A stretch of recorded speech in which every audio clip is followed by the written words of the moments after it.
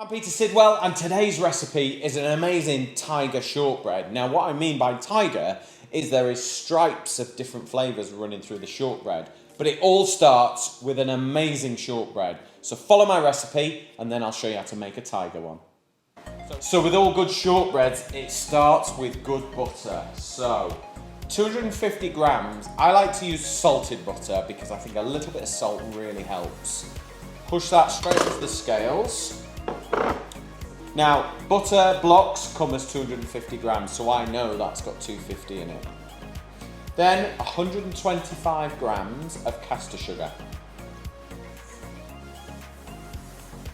Right, 125 grams, so it kind of works on a 2-to-1 ratio. So 250 grams of room temperature butter, and that's really important, and then 125 grams of sugar. And then we're just going to use the back of a spoon, and we're just going to beat it together. So use the back of your spoon and just use the bowl and kind of press the butter against the sugar. And we need it to dissolve. So when you're mixing it, at the beginning it'll sound a bit scratchy because it's the granular sugar. But as you mix it, the sugar will start to incorporate into the butter and it'll sound different when you're mixing it.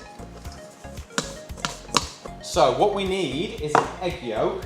Now, just going to use, we've got these space saver utensils here from MasterClass, really good. This is actually a pasta spoon, but it is great for getting your egg yolk out of your white, like so. So in there, keep the white, we're going to need that for later.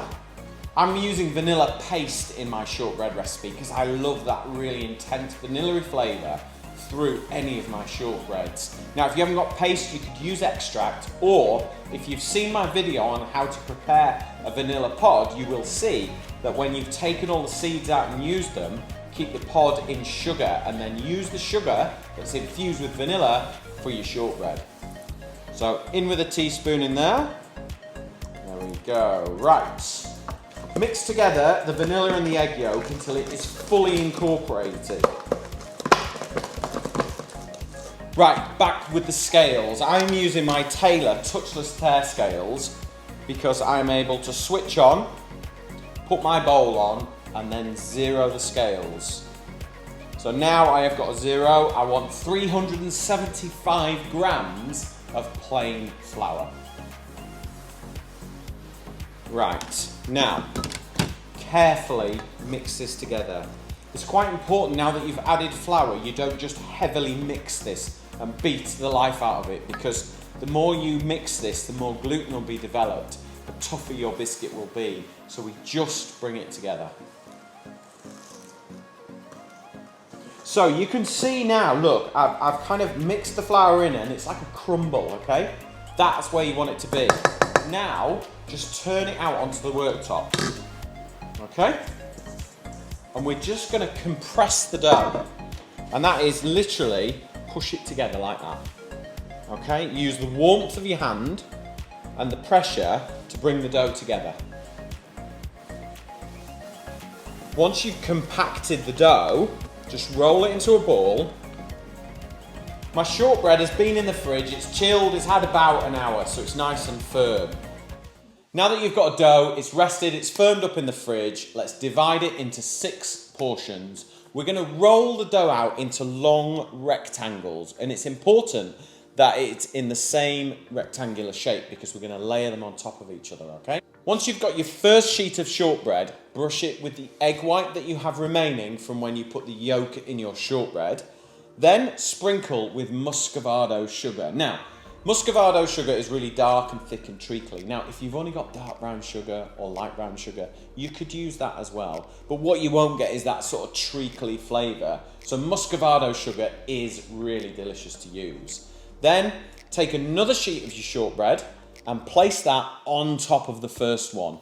Trim any excess edges off if you need to, and then do the same again. So brush it with egg white, sprinkle it with muscovado sugar, and then on top with another piece of shortbread, and just repeat the process until you've sandwiched it all together and you have shortbread on the bottom and you have shortbread on the top. Cut it down the middle and brush it with egg white on the front half. Lift the shortbread up and put it on top, so you've just doubled the height of your shortbread and your layers. Press it together nice and gently, make sure it's all stuck together, and then pop it on a plate into the fridge to rest and chill down for 30 minutes. Once your shortbread is chilled, firmed up, take a sharp knife and just cut 1/2 centimetre slices. Just slice it all horizontally until you get right the way down to the end. Then transfer them onto a baking tray. I'm using a MasterClass non-stick Smart Space baking tray. So these ones all stack inside each other with all the other bits and pieces. So they are great for the kitchen. And bake at 160 degrees for 12 minutes until golden and crisp. Now, when you take them out of the oven, leave them to sit and cool down. Not to cold, but to sort of still warm. Because you've got those layers of sugar and egg white, they'll be quite flexible as soon as they come out of the oven. So let them rest and then remove them from the oven. And that is how you make a lovely tiger shortbread. So if you want the recipe, go to kitchencraft.co.uk.